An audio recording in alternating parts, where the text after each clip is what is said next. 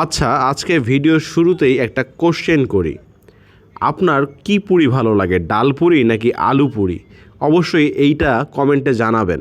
আজকে আমি যে জায়গায় আছি এই জায়গাটায় প্রতিদিন বিকেল থেকে রাত পর্যন্ত অনেক পরিমাণে আলু পুরি বিক্রি হয়।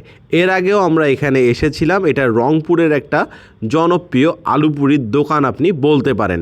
এই আলু পুরির পাশাপাশি এখানে দেখলাম গরম গরম পেঁয়াজু ভাজা হচ্ছে, পাশাপাশি গুড়ের জিলাপি পাওয়া যায়, মাঝে মাঝে এখানে সিঙ্গারাও দেখা যায়।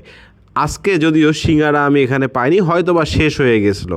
এই জায়গায় প্রতিদিন সন্ধ্যার পরে এত পরিমাণে ভিড় থাকে, আপনি যদি যান দেখতে পারবেন যে এখানে বসার ঠিকঠাক মতো জায়গাই পাওয়া যায় না। শুধুমাত্র এই পুরিটার জন্যই নাকি এত ভিড় হয়। চলুন আজকে আমরা এখানকার এই জনপ্রিয় পুরিটা খেয়ে দেখি কি অবস্থা, আর এইখানকার পুরির দাম কত সবই তো জানবেন এই ভিডিওতে। আসসালামু আলাইকুম, কি অবস্থা গর্বিত জাতি? আশা করি সকলেই ভালো আছেন। ভিডিও শুরুতেই ভালোবাসা অবিরাম।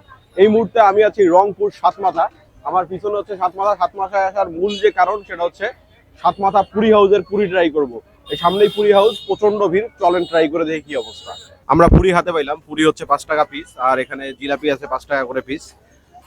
পুরির সঙ্গে আপনি চাইলে সস নিতে পারবেন। এখানে আমি আলাদাভাবে সস নিচ্ছি, সসটা একসঙ্গে নিয়ে নেই। চলেন পুরি ট্রাই করে দেখি। এটা সাত মাথার অনেক বিখ্যাত একটা পুরি। পুরির সাইজ হচ্ছে যে এরকম। আলু পুরি, আলুর পুরিটা একটু খুলে দেখাই ভিতরটা।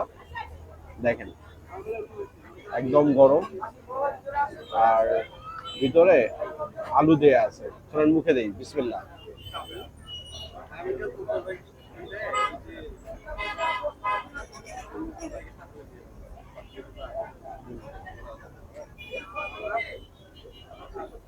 পুরিটা গরম এবং গরম খেতে ভালো লাগতেছে। এই পুরির জন্য ভিতরে একদম ভর্তি, বাইরেও লোকজন ভর্তি হয়ে গেছে। তো পুরিটা ভিতরে যে এরকম আলু দেখেন, আলুটা হচ্ছে শুকনা মরিচের ভর্তা টাইপের একটা। আলুর যে পুরটা শুকনা মরিচ দিয়ে করা।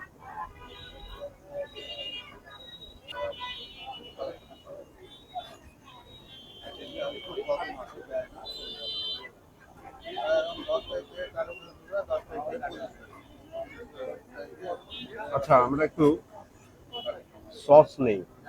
দেখতে সবাই সস দিয়ে খাচ্ছে, সস দিয়ে দেখি কেমন লাগে। সস মেখে নিলাম পুরির মধ্যে।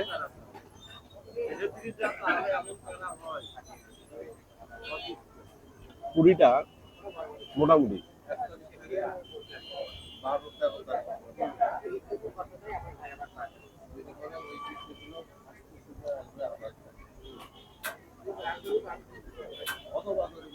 জিলাপিটা ভালো লাগছে।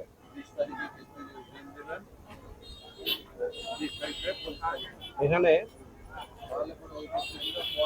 পুরি জিলাপি এগুলোর পাশাপাশি পেঁয়াজি সিঙ্গারাও হয়। তো পেঁয়াজি ভাজা হচ্ছে, দেরি হচ্ছে, এই কারণে আমরা আজকে ট্রাই করবো না। পুরিটাই যেহেতু এখানকার মূল, এই কারণে পুরিটা ট্রাই করলাম। আমার কাছে মোটামুটি মনে হয়েছে। আল্লাহ হাফেজ।